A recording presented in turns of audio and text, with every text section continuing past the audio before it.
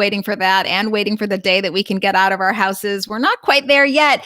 So that's why we have the Plant-Based Business Hour. I'm Elizabeth Alfano. Thanks for being with me every weekday during coronavirus times at 1 p.m. Pacific. And when we do get out of our houses, this will probably go to twice a week, but always 1 p.m. right here on Jane Unchained. I have a wonderful guest with me today, but before I bring on Vikas Garg, the CEO and founder of abillionveg, I do just want to mobilize all of you. One of the reasons that I started the Plant-Based Business Hour is because I want to give a platform to consumers and investors to learn about all the plant-based businesses out there, which are actually securing our future. Because as we've seen with coronavirus, you can't have a secure and safe future without a secure and safe food supply. And we don't have that. Meat and dairy hasn't provided that for us. Perhaps at some time in the past, we thought that it was a good move. And perhaps in the past, that was the best we could do. But we can do so much better today. And actually, for our survival, we need to do so much better. So this show is all about highlighting Beyond Impossible Meat and Beyond Burger. We need more than just those two companies if we're going to shift to a plant-based diet. So this show is all about highlighting those entrepreneurs. And I encourage all of you, like always, to use your dollars to align with your values, such that your purchasing power truly does shift the world. Because you might watch TV and think like, oh, this politician has this kind of power, or this politician is crazy over here, or whatever you think. But it's not about them. It's about your dollars. Everyone cares about your dollars, and that's what really moves the needle. So, but nobody can talk to that like my guest coming now. I want to bring live from Singapore, where it is 4 a.m. right now, Vikas Garg, who is the founder and CEO of abillionveg, the app that changes the world. Vikas, thanks for being with me. Hey, good afternoon, Elizabeth. Thanks for having me on the show. Thank you for setting an alarm, maybe 2 or 3, to get up today. No problem. We are grateful. It is 4 a.m. in Singapore, which is where you hail from. So I downloaded the app today. I'm so glad to have it in my handy dandy phone, which is the tool of the future as well, of the world, is, the powerful tool that we have to use. So tell everybody what abillionveg is. Yeah, so abillionveg is a company that I started about 3 years back, actually in about July of 2017. And it was really all around this idea that we wanted to make the world more sustainable by building a social media platform and by building an internet platform that actually took the idea of social media and removed the divisiveness from it and really focused on the positive experiences that people were having, like you said, as consumers voting with their dollar. I spent my entire life prior to this in a totally different field from technology.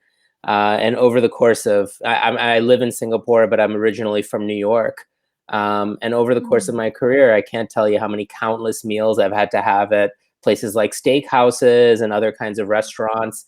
And I just wanted to build something that removed the idea of us as vegans or anybody having to go to a vegan or vegetarian restaurant only to experience vegan food. We all love vegan and vegetarian restaurants, but I really felt like if we were going to make the world more sustainable, it had to be that all sorts of businesses, whether they be restaurants or stores, places where you buy things like cosmetics, had more sustainable plant-based options, more sustainable vegan options, and they had more of them and the quality was better.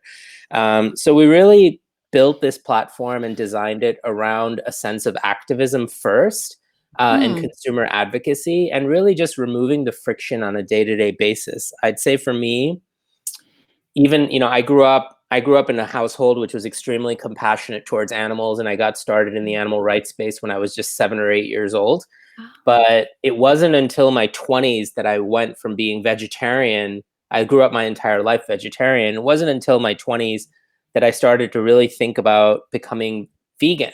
And I remember that, like, today, if you talk to me, talk to my friends, people will tell you that being vegan has probably been one of the most inspiring things I've ever done in my life, besides, getting married to my wife, besides having my daughter, besides having my dog. Has been truly this uplifting, amazing, inspiring, empowering thing. However, there was this gap in the middle. There was this time where it felt compromising and sacrificial. Ah, And what I want to do is I want to narrow that gap. So we've built something that inspires people, build something that removes that friction, makes it easier for people to find vegan options. We started with this idea that restaurant reviews are a thing of the past, that people want to know mm, what's on their plate. So we created something funky. We created a dish review platform, which also, in a way, levels the playing field and democratizes the idea of who's got great vegan food. As much as we don't like the idea of, let's say, going to a steakhouse, I use the example that maybe even a steakhouse in New York City might have a great vegan option, right? And should people have. should Yeah, have. really should have. Absolutely. Yeah. And and it's funny, I'll say that there's a steakhouse in New York City on 57th Street that happens to have, in my opinion, probably one of the best vegan salads Ah. in all of New York. So we wanted to really build something that delivered valuable consumer feedback back to businesses, but inspired people, helped people wherever they were in their journey, whether it was, hey, I just want to have a vegan meal today, or hey, I want to have a plant-based salad, or where can I get a plant-based burger, to hey, I do this every single day, all the time for my lifestyle. Wherever you are in that journey, we wanted to make it easier for people to find options around the world. And we wanted to take that one step further and do that across everything that represents your life as a consumer. Yeah, and this is why I really say that this app is for me, because I love vegan restaurants, I love vegetarian restaurants, but I really try not to go to them. I really try to go to the non-vegan restaurants and then raise my hand along with my credit card and say, like, I've got money to spend. What do you have for me that's vegan? Like, come on, come get my credit card. What are you going to give me that's vegan? And then if they don't have anything, because it used to be I was willing to go to these places, raise my hand, say, what do you have that's vegan? They would have nothing. And I would Yeah, order rice and veggies off the side. I yeah, no longer do that. Because I do a lot of cooking and teaching and a lot of work with the Physicians Committee for Responsible Medicine. I do a lot of recipe development and strategy for businesses. I leave my business card and I say, I'll help you. I'll help you veganize this menu, because this is not happening for consumers. It's not enough. It's not a good business model. You're missing the boat. You're missing the dollars. So I love this because it's not just a foodie app where you take pictures and you have a good time, but it gives that direct feedback to restaurants, and there's that loop of communication. yeah. It's really a consumer advocacy platform at its heart. Our promise, this is something that we do that's quite different than any other platform out there. Our promise is that every single review or post that somebody creates, because at the end of the day, our platform is really about building a community of people around the world. It's not about sponsored editorial, and Mm. not that there's anything wrong with that, but it's not about sponsored editorial and sort of something that an influencer has said, but it's really about just member submitted authentic reviews and comments about things. And what we do is we promise to take all of that information, every single review. So if you and I, next time we meet, we go to a restaurant and we order something, we take a photo of it and load it up onto the app. That review then goes back to the business owner of that Mhm. restaurant. We have a team, we have an army of people around the world who help us scout for and find contact information for restaurant owners, business owners, managers of restaurants, sometimes even chefs. We'll look for anybody that's connected back to that business, the PR company, the marketing company. And once that information goes into our database on a daily, weekly, monthly basis, we're hitting these business owners back up with these consumer insights. So we're showing them, what are people saying about their vegan options? We're showing them, what are people saying about their competitors' vegan options? So if you're a Japanese restaurant in Tokyo, we're not only sending you reviews of your business, we're also sending you reviews from competing Japanese restaurants around the world.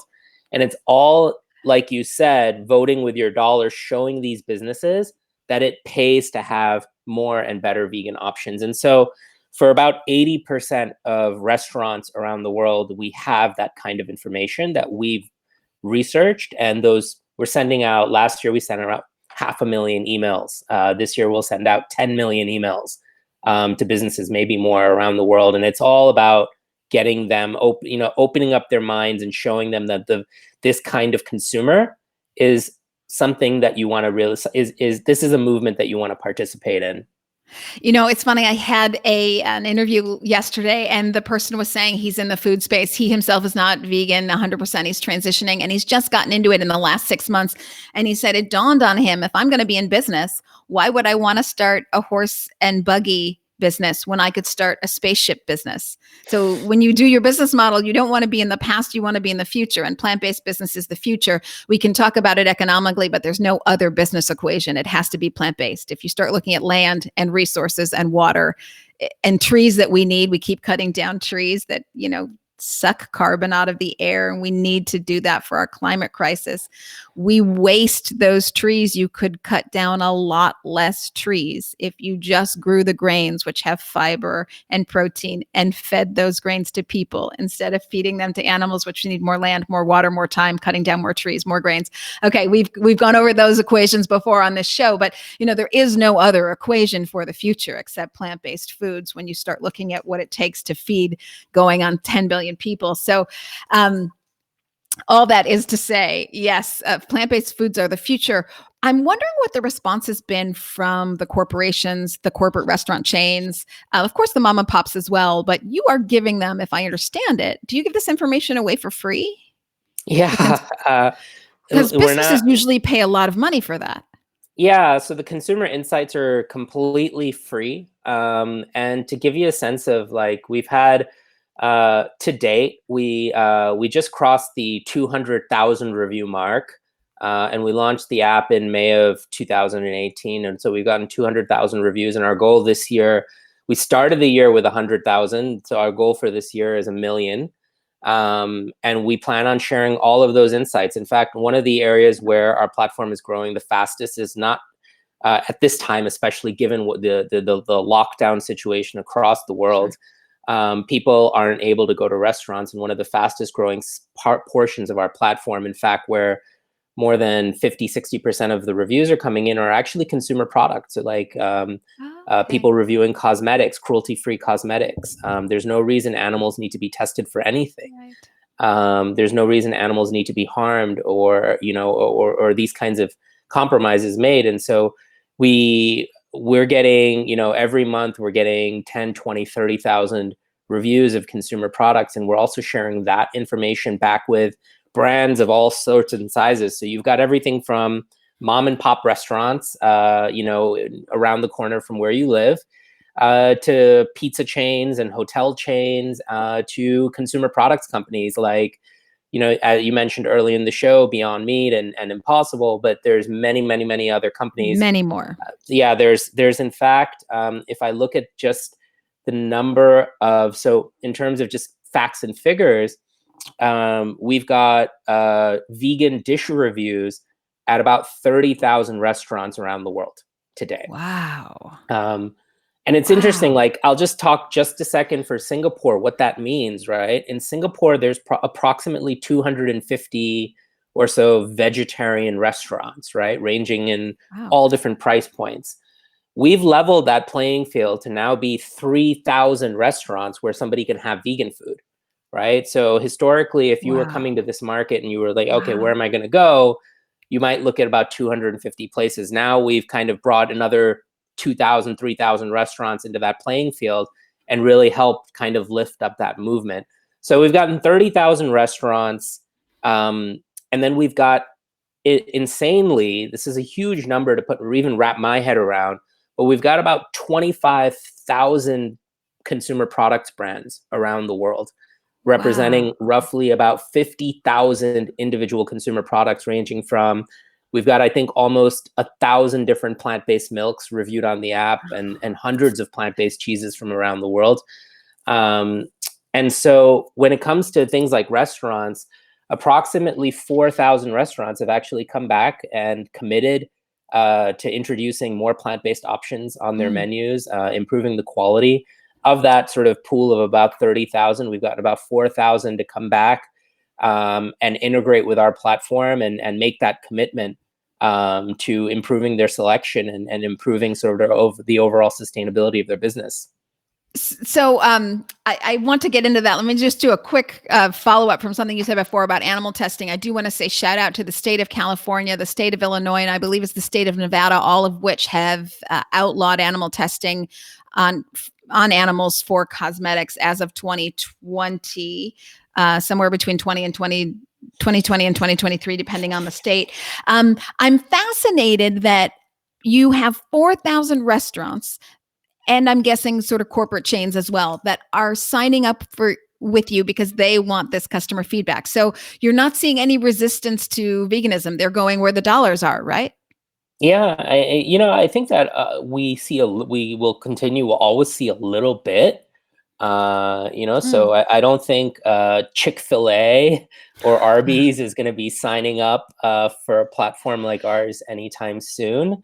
But I'd say that just generally, people are getting excited about sort of the rise of more healthy and sustainable options. As you said, you'd have to be living on another planet not to see how important and relevant this trend is today, especially in light of what's happening in the world right now.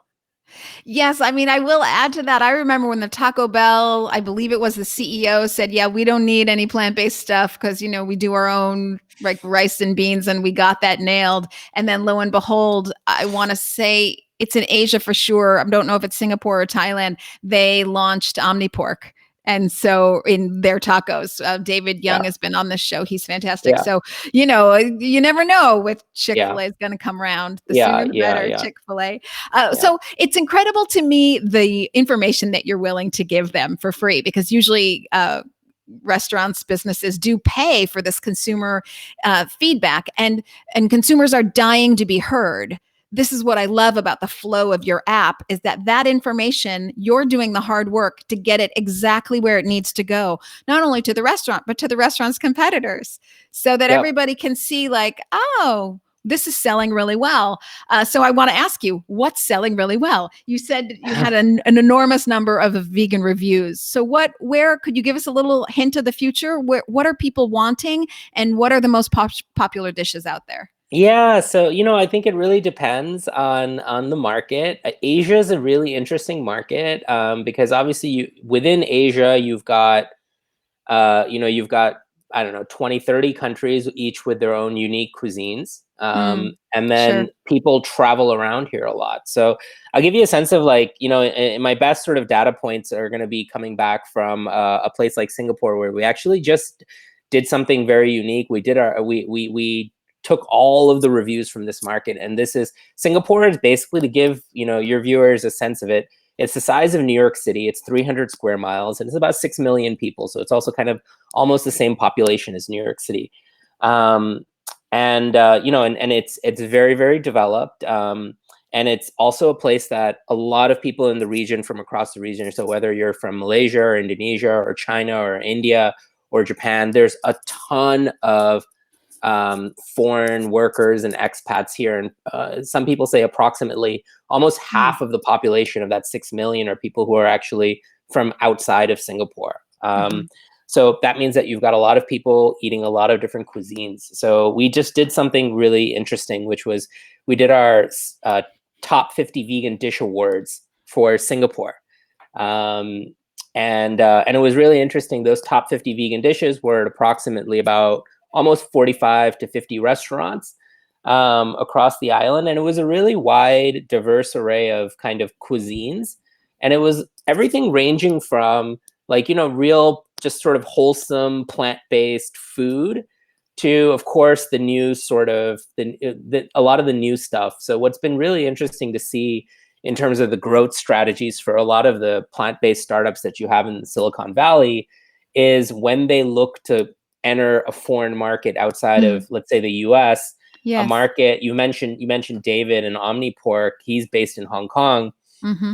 Um, but the guys from the Valley, when they're coming out to the rest of the world, they're actually skipping over Europe, Right. and they've started mainly either in Hong Kong or Singapore. So it's been really interesting to see, and I think that we've been a big part of it. We've worked with both of those companies, both and Beyond and Impossible, to try to highlight those cuisines and try to highlight the versatility of those products. Mhm. So what's interesting is you'll see a Sichuan restaurant, a Chinese restaurant. Sichuan is a province in China where they make very, very spicy food. It's where pandas come from. And you'll see like Sichuan restaurants using Beyond Mince or Impossible in their preparations that where they, they're doing like a mala sort of tofu, very, very, very spicy dishes. You'll see restaurants across lots of different cuisines using it. So our number one vegan dish rated by our users in Yes. Singapore last year was the Beyond Sausage hot dog, which was something that was actually sold by a hotel here. So the Grand Hyatt, which you don't really associate the Grand Hyatt with like trendy, edgy, interesting. One of the Or hot dogs. phenomenon, or hot dogs, yeah, or hot dogs. In fact, most of their restaurants tend to be the kinds of expensive restaurants that most of the viewers on the show probably don't go to too often. And it's a hotel. It's like a very fancy hotel here. But they're on the cutting edge of sustainability. They do composting. They have their own herb garden. They're trying to minimize plastics. They're really trying to become a thought leader in the sustainability space in hotels. And so last year, working alongside us, they introduced a vegan food truck that basically sat outside their hotel maybe about 5 or 6 different times last year. And they introduced, using that food truck, they basically used that to introduce lots of different plant-based options. So they did something smart way to test. Yeah, so they did something with Just, they did something with Beyond several times. They did something with Hoira, which is a Spanish plant-based chicken company. And they were really the first to bring a lot of these products in and popularize them. So we worked with them to kind of spread that information. We worked with them and we created vouchers in the app and things like that so people can go to the food truck and experience those options and get discounts for them. And they ended up last year, the most reviewed item on our platform for the Singapore market ended up being this Beyond Meat sausage hot dog. I love it. It was reviewed nearly 500 times and it ended up being being the number one rated vegan dish last year. Also on that list were things from Impossible, which is also part of the market here, ranging from traditional sort of American or British dishes to very Asian-centric, Asian-focused dishes, and many of the other products, including things like Omni Pork and Hoira, also made that top 50 list. So I do have to say, Ethan Brown, Beyond Meat, he launched the Italian sausage in my kitchen. So it was here first. Yes. So I've got all these pictures of Ethan just like frying it up in my kitchen. And we did it here first on this interview show. And then from there, it went to like the press party and the influencer party. And then it really launched in Chicago. But it started first in my kitchen, which is just too awesome. Amazing. So you mentioned chicken, and I think, we're talking about burgers, but ultimately I think 2020, 2021 is all going to be about plant-based chicken. And I think that's going to come on a big tidal wave, just like we saw with burgers. And Beyond is, kind of leading that way, but so is Omni Pork and others. And I don't know when we're really going to see pork itself. Impossible Food says it's got a line on that's pretty solid. I know that there are plant-based bacons here and there, but you know what I mean, really the bacon that gets the meat eater, not the bacon that the vegetarian wants. So I think bacon. Yes, right. Yeah. So I think chicken's going to be the big one. Yeah.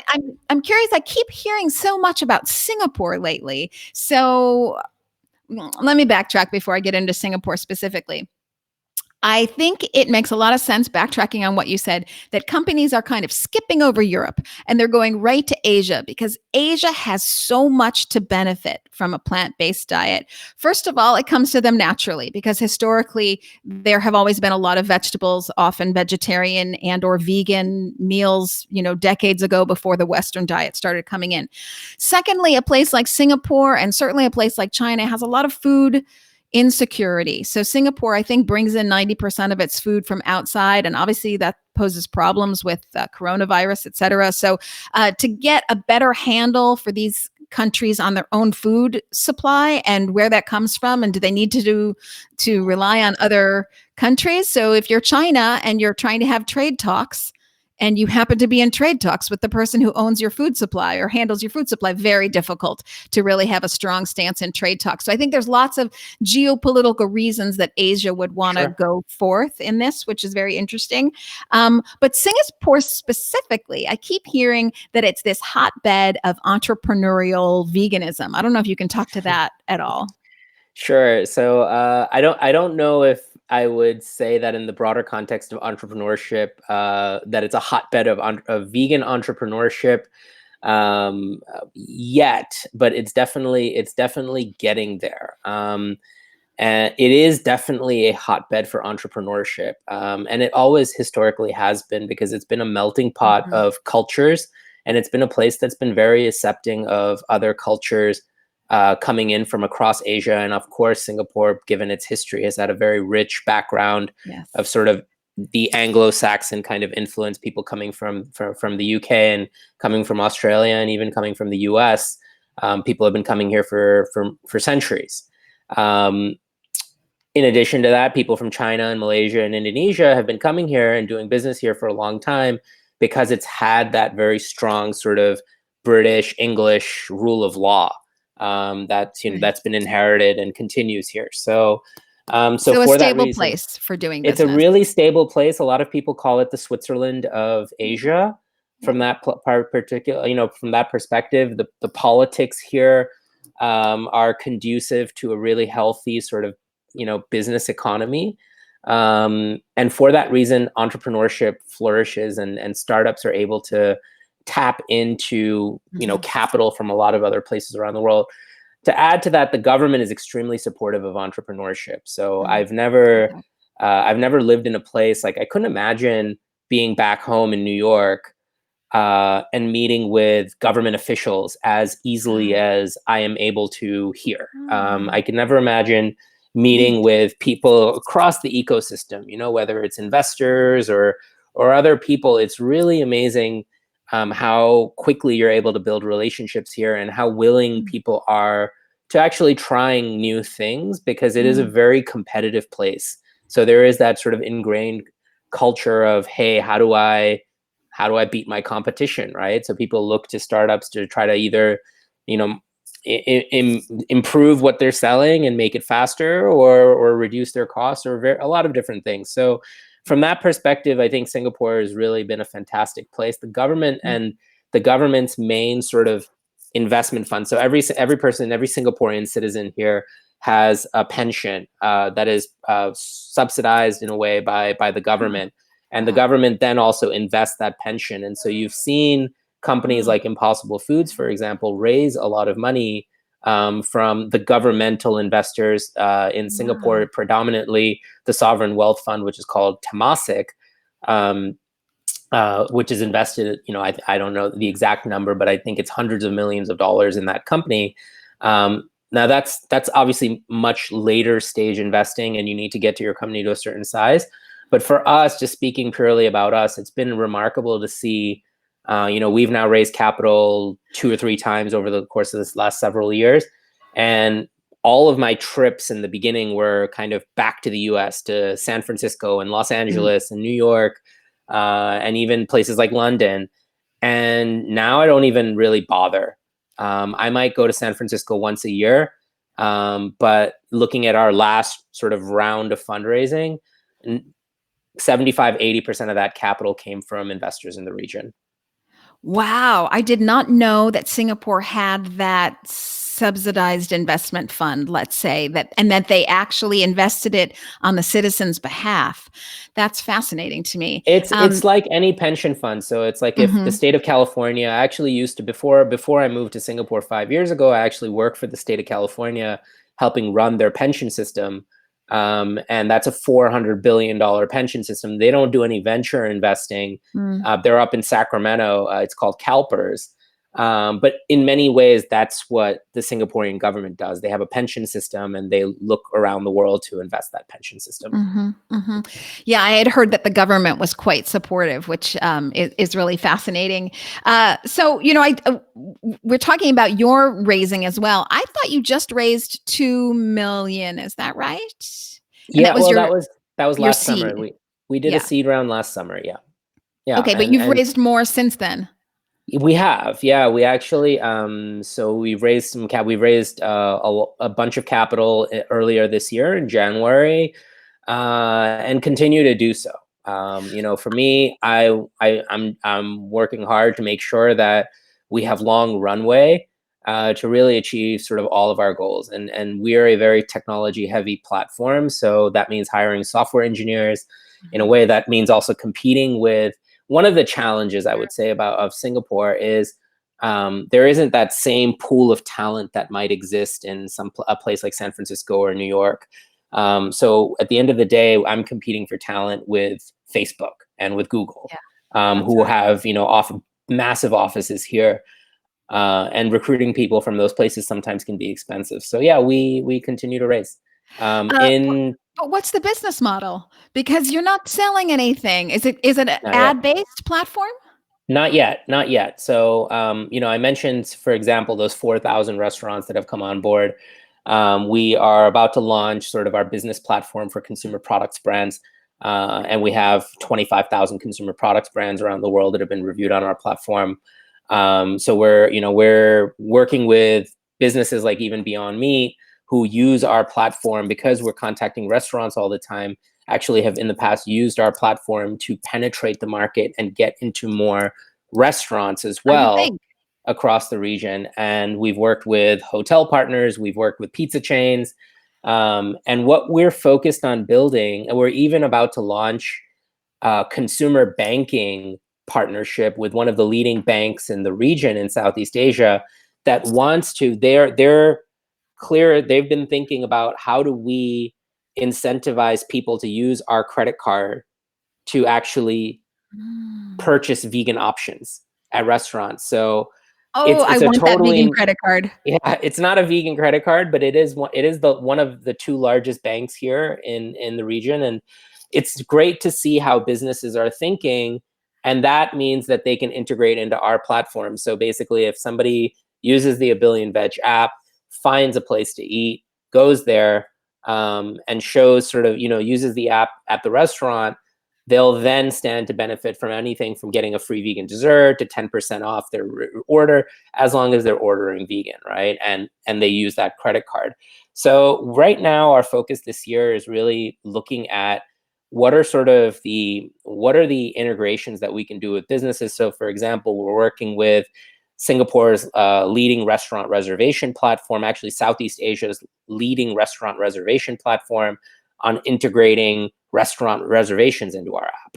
We're going to be integrating food delivery into our app. We don't need to build these things. We just need to integrate the best player in every single market into it. So when you look at a vegan dish on our app a year from now, you'll just be able to click a button and it'll be delivered to you, right? If you're looking at a restaurant, you'll be able to click a button and make a reservation at that restaurant. Longer term, our business model is, for us, what we want to do is really become the marketplace for entrepreneurship in the space. What I mean by that is I think that, I grew up as since the time I was 14, I worked on Wall Street. And so I really grew up as kind of, in sort of in markets. And I think that for most entrepreneurs in the space, access to capital continues to be one of the biggest challenges, right? It's not, you don't need $1 million to start. You need $25,000, $50,000. And today I feel that the incumbent platforms that offer people experiences to be able to crowdfund or even sell a product, so if you're, making 100 or 1,000 of something a month and it's sustainable, you might go to Etsy and try to sell that. We think we can provide a better experience by bringing together consumers around the world who really cared passionately day in and day out for sustainable product. So right now we're really focused on gathering people around the world to our cause. But you're going to see us over the course of the next 12 and 24 months launch a marketplace, launch a crowdfunding platform, as well as continue to get more and more integrated with businesses like the ones that I mentioned. And that's really going to form essentially sort of the heart of how our business survives for the next 10 and 20 years and grows. So it's interesting to me that your future goals are to continue to be both consumer oriented and corporate oriented. So you are continue to be that interface for both. And I still have not yet heard you say that you're selling information or are any kind of consulting entity or data information entity for anyone, because that seems like an immediate revenue source if you wanted that. But it also, I love that you're staying equal focus on both the consumer and giving them value, and then the corporate client and giving them value. So when we looked at building a company in the space, I actually started with one of my biggest pain points was shoes, actually, because I had to wear nice, shiny, dressy black dress shoes, right, for most of my entire career. And I said, I'm going to create a vegan shoe company. And when I started to look at that space, it just getting the product together, getting the materials, manufacturing it, those were not the hurdles. The hurdles kept coming back to is, how am I going to sell this? Who am I going to sell this to? And how am I going to attract enough people to my business to really compete against the 50 other entrepreneurs that are trying to create the same thing? And looking at the space, looking 3 years ago when I did research in that particular market, I felt like, wow, every year there's 30 or 40 entrepreneurs, amazing people who try to create that business, a vegan shoe company. And every 2 years, 95% of them are going to go out of business, right? And it's not because they made a bad product. It's just that the cards are stacked against them because nobody has really thoughtfully brought together the consumer that cares about sustainability together. So we looked at burgers, we looked at a lot of different things, and I kept coming back to this idea is that, what if we built the ecosystem for the space? What if we built the platform that united consumers and united businesses and helped all of the businesses in the space connect with consumers, and helped all of the consumers in the space connect with businesses that they want to be part of? So for me, I grew up kind of a child of platforms, and I paid my way through college buying and selling stuff on eBay.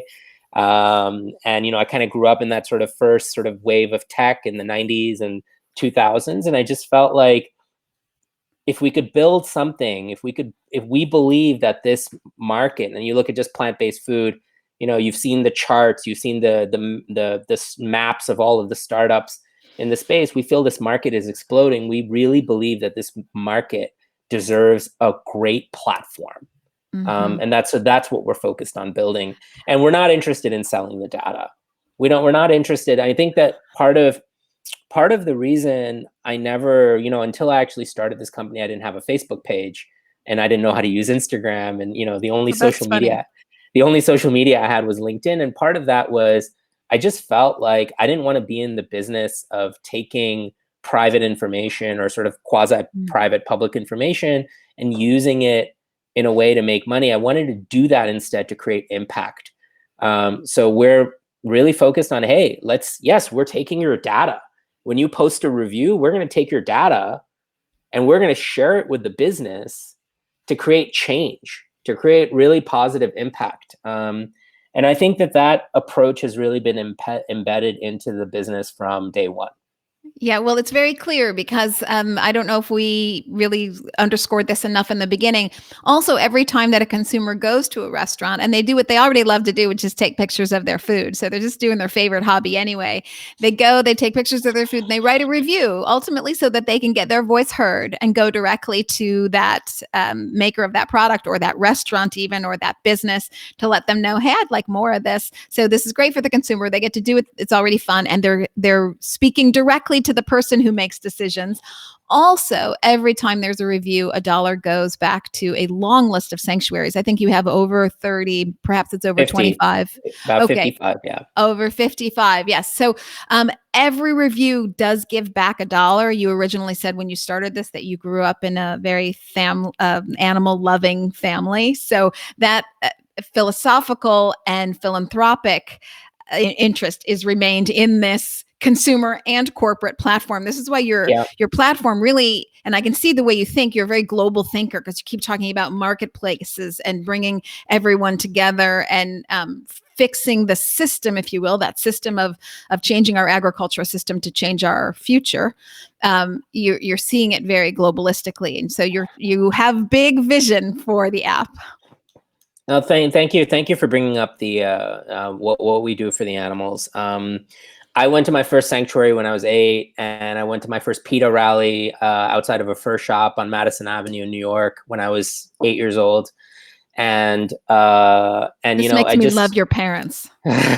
my mom, my mom was a bug lover. I'm a bug lover, and I'm a bug lover. And it just for me, I still remember going on. So I kind of a product of the New York City public school system, for better or worse. And I grew up with 2 extraordinarily loving parents. We didn't have a lot, but my parents spent a lot of time on me.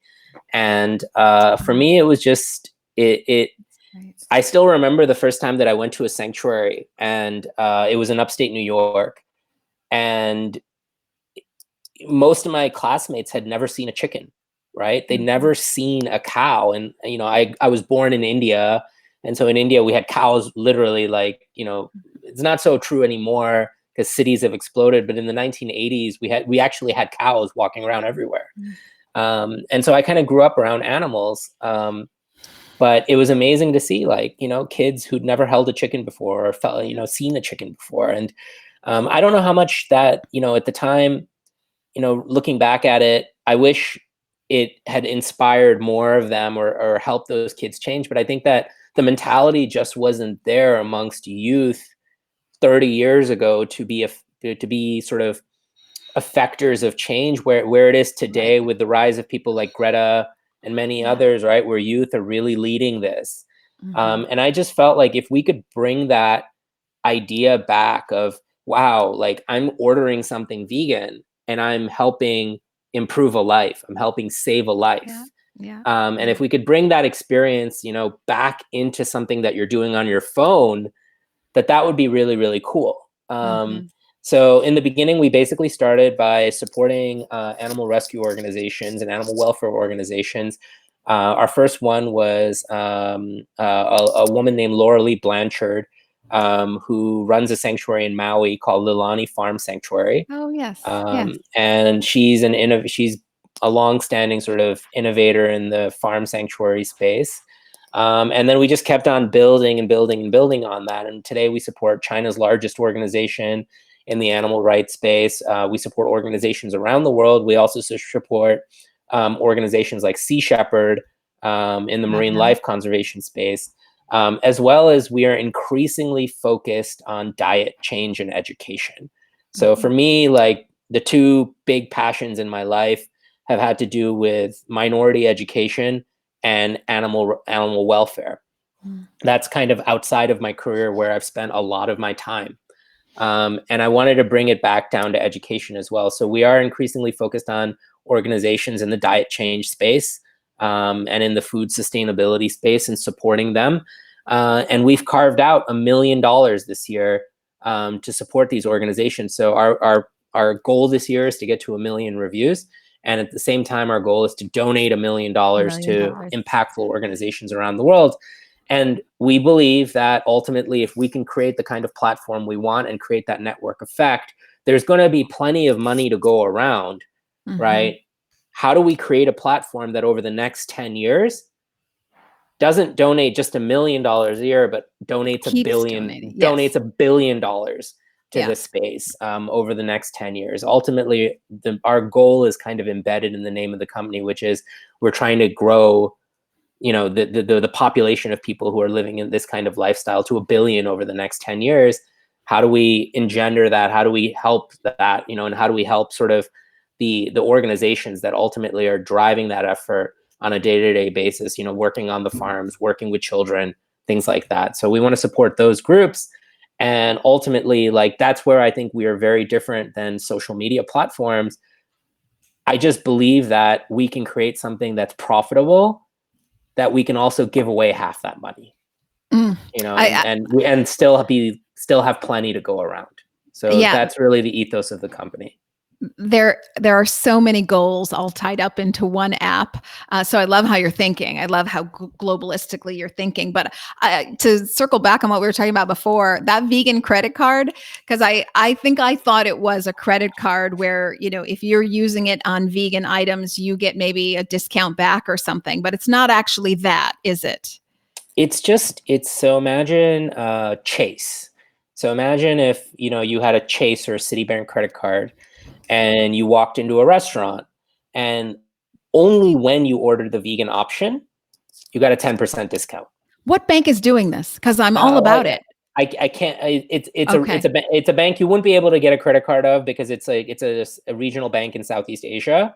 Okay. But it's one of the two largest banks in Singapore, and we haven't. It's an example of something we're doing, and it's something that's kind of in the works right now. I don't even know if I should be talking about it, so I should at least definitely not disclose the name of the organization. Okay, I'm going to follow up with you on that. I think that is an Thank you. outstanding idea. I want to know how I can help you. Maybe there are connections in the United States. You're from the finance world, so you probably have those connections. But I'm happy to take this discussion offline. I would love to see we want to do that with American reality. Express. We want to do that with American Express, and we want to do that with Visa. I think the reality is going to a restaurant and ordering vegan food is something that you can really do and make a difference from a sustainability perspective, right? So I love this, because ultimately I've always wanted to tax those who aren't eating vegan, because it costs our tax dollars so much more. That's a harder sell. So let's not tax them, but let's discount the people. I'm all about it. Let's take that conversation offline. Let's make it easier for families. Yeah, let's see how that can. I want to help. I want to help for sure. Thanks, and then I love that you talk about education, because you're talking about yourself as a kid, and other kids maybe hadn't held chickens. I'll take that one step further. Today, many children don't know that a chicken is an animal, that their chicken McNugget is actually an animal. There's zero connection to our food in general. And then even worse, there's zero connection to the animals who are our food, which shouldn't be our food. And that's where the problem is. So without education, I really don't know where you go. But sometimes you have to incentivize people even to learn. And that's where the money comes in. So I like how you roll, is basically what I'm saying. I just want to make sure the very obvious, abillionveg is an app. So if you have an iPhone, you go to the App Store, you look up abillionveg, you search for it. This conversation is for my sister, who really doesn't know how to do this. And then you find abillionveg and you download it, and it's on your phone. And every time you go to your phone and you're in a restaurant, you take pictures and you write a review. And that review gives $1 back to over 55 sanctuaries. Hopefully it's going to be $1 million in this coming year as you shoot for 1 million reviews. But at the same time, it gets information to that restaurant where you're eating and all that restaurant's competitors, so they can see exactly what you want. This is all about you. That's why I love this app. It's all about you. They can see what you want. Your voice is directly heard. You directly impact the market, getting rid of all the middlemen, and businesses will do more of what you want because they want your dollars. So they'll do more of what you want when you use the abillionveg app. So much rolled up into one, which is so wonderful. So we're kind of wrapping up here. I mean, I could talk to you for a very long time, but we're kind of wrapping up here. You are perfectly poised. I a little bit asked this question in a day before, but I want to ask it again because of all the people that you connect with, all the vegans and the entrepreneurs and the finance world and the tech world. Beyond going vegan, because we all know we're going vegan, what are your predictions for the future? Sort of in the short term, 5 to 10 years, how do you see the Titanic turning? What are we going to see first? Wow, that's a big question. I don't know if I was prepared for that question. Oh. Look, I think that so I can also, given my background, I can tend to be a cynic when it comes to investing. I think that the future is consumers. The future is people. I love that. Right? I mean, our policy officials continue to fail us. Our politicians around the world, the folks who line up and get together at Davos, at the World Economic Forum, and all of these sort of institutions, they're great for like meeting people, but we don't see a lot of impact coming out of these organizations, and the world needs impact. And I think that coronavirus is a pause button for the earth. We've heard climate activists talking about how they want this aha moment And the reality is that oil and gas companies were not going to give you the aha moment. They weren't going to just stop production for a month or 2 months or 3 months. It was nature, right? So like nature just came down with its full fury. And we've seen, I mean, if you just take a look at pollution levels, I was in New Delhi speaking at the Good Food Institute's conference last November. And, we have this air sort of, what are the air particulate index, right? Which is, in a place like New York City on an average day, or even LA sitting on the 405, your PSI level is probably like, I don't know, 60, 70, maybe 100 on a bad day, on a hazy day. In places in China, it can hit 200 or 300. Wow. The worst day we've ever had in Singapore in the last 5 years that I've been living here, it probably hit 200. In New Delhi last year, it was 800. And if I went for a walk outside for 10 minutes, I started to get a headache. It was that bad, right? It was really, really bad. And you've seen those numbers in the last month or two drop to 100. Yeah. So I think that the reality is it's actually a little bit of breathing space for people who live in places like that. Yeah. And they're going to reflect on, wow, like, look at the choices that we're making that create a really bad environment and create a really bad living space for us and our children. And we need to fix this, right? Because we want to live better. So I think that ultimately it's going to be consumers, and you're going to continue to see a shift away from fossil fuels. You're going to continue to see a shift away from things like meat for a certain segment of consumers, right? I mean, the reality is, the perverse reality is the two things are not mutually exclusive. You have a rising trend of plant-based, wholesome plant-based, vegan food. You have a rise in sort of cruelty-free consumer products and ethically made and environmentally friendly products. You also have a huge spike and rise in meat consumption. So last year we saw African swine fever as well now. Rip apart. Yeah. So last year, China culled 600 million pigs, and everybody thought, okay, the Chinese are going to increase their consumption of plants. Yes. And unfortunately, what you saw was a huge surge and spike in the consumption of chicken. So, they're now just consuming a ton of chicken. So I think that it's going to be nuanced, but I think that the direction really is very strong for sustainability.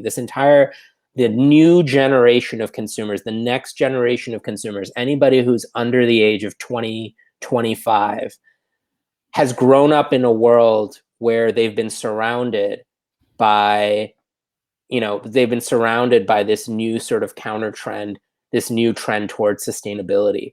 And so when they're going to buy their first car, they're going to buy an electric car, right? Yes, when they're going to maybe not even buy a car. They don't need to buy a car anymore because they grew up in a generation of Uber. So they're not going to buy a car, and they're going to take shared transportation or public transportation, right? And I think that in a way is analogous to so many different things. Vegan options are not going to be that funky, weird thing on the menu. But what we're trying to do is really say, hey, your vegan option needs to be the best thing on the menu. The sustainable option needs to be the tastiest and most delicious and most fun and colorful and interesting thing on the menu. And people are going to grow up in an environment where choosing vegan is sexy and it's trendy and it's fun and it's interesting and it's delicious. And, buying a car that doesn't have leather seats is more luxurious and interesting. And buying, shoes that aren't made out of leather is more interesting. And why would you buy cosmetics that have, the shell of insects ground up inside of your lipstick, or, are using tissues from sharks in your mascara, or any of these different things, right? Like, that's just not cool. So I see that. No, please. That's where I see the world going in the next 5 and 10 years. I mean, you've touched on so many incredible things here. I just kind of want to put a couple of these together for people. You first started out, and I just want to reiterate this. Change never happens with government. Don't be waiting on your government for anything. Change always happens because of the individual. It happens because of the consumer. So now that we have a generation that gets that more than anything, I do agree with you. I think we are going to see a rapid change coming with the generations that are, as they get their purchasing power, you're going to see more and more of that change. I wonder, and that's why I do this show, is to support those entrepreneurs, beyond meat and impossible. The rest of the entrepreneurs, because we need so many of them. Did the consumption of chicken go up when there was a surge in swine fever because there weren't those plant-based businesses ready to go? So this is one of the things I try to do with this show is bring more attention to those small businesses like yours, which is no longer really small. It's growing quickly. Bring them investors, bring them attention, bring them consumer awareness. Because if those plant-based companies were bigger, if Omnipork could get more pork out there, if there was more Beyond Meat chicken ready to go in China, I don't know that chicken, regular chicken would have had that surge if we were all ready to go. So I'd love to see those replacements come faster, quicker, sooner, because it is. And we don't really have the option, as you say, Mother Nature's taking a pause, is forcing us to pause.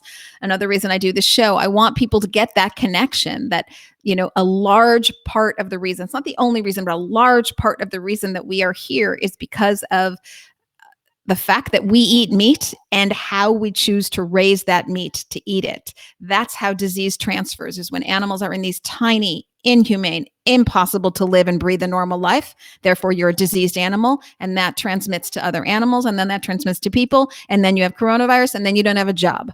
So we've done this to ourselves, and I just want people to get that connection so that we can shift our future, and that's plant-based. There's no other way around it. What do you wish that you knew 10 years ago that you know now? Wow. Oh man, there's so much.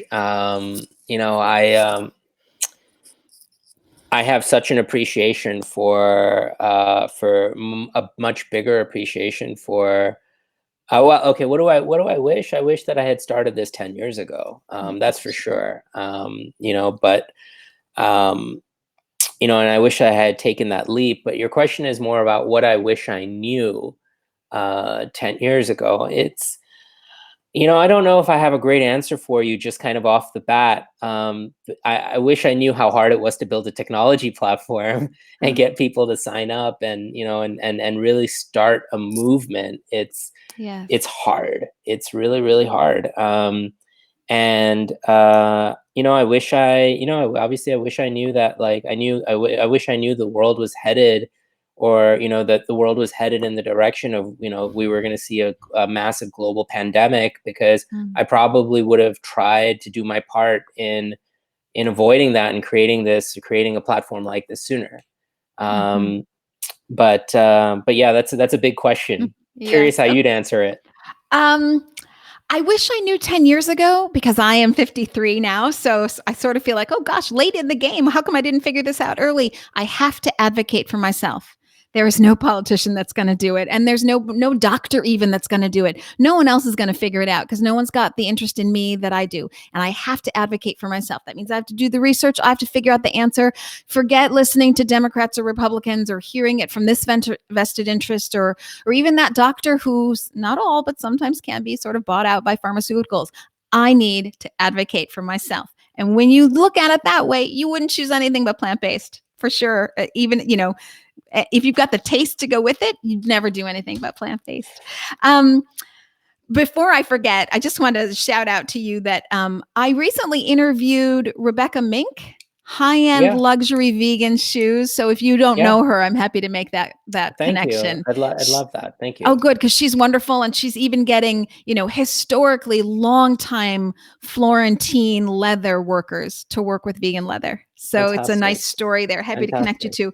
We're almost done, but just a couple. These questions are really like one-word answers, quickie exit questions. Okay. You're having a bad day. Some people have had a string of them now with coronavirus. Is there anything you say to yourself, a favorite phrase to get yourself back in the groove and sort of, okay, let's, body motion stays in motion. Let's keep going. Do you have a phrase that you rely on? Persistence. Ooh, I like it. You have to be, as an entrepreneur. Yeah. You really have to be. Was there a moment you knew, and like the thing that was said to you that made you go vegan? Because you'd been a long time vegetarian, but do you remember the moment you said, no more dairy? I watched Earthlings. Oh, yeah. Well, that'll turn anybody vegan in about 30 seconds into the film. Actually, you don't even have It to watch was the whole film. I think it took me about 4 or 5 hours to watch that. Oh, but you got It's pretty through it. hard. Wow. Yeah, Yeah, it's yeah, pretty yeah, hard. yeah. It's pretty hard. So you have basically a food app. It's the smartest food app on the market. A Billion Veg. Everybody download it now. But you do indeed have a food app. So what's your favorite food? So I love, well, I grew up in New York City. I love pizza. Mm. And we make pizza at home every week, and I know everywhere I can go in Singapore to get like great vegan pizza. um but since moving out here, and besides, obviously my mom's Indian food, Oh, and there's yeah. specific dishes within that. If there's folks out there listening who like Indian food, my favorite Indian food is chana masala, which is just like, it's like a We just had garbanzo. that. Great. Yeah. It's a garbanzo bean stew that you can have with like some fried bread. And I love Sichuan food. My wife grew up in Denver. She's half Italian and half Chinese. Her dad's actually Chinese from Sichuan. Oh, And the most of the Chinese food that we get in the States is like Southern Chinese, Hong Kong style food.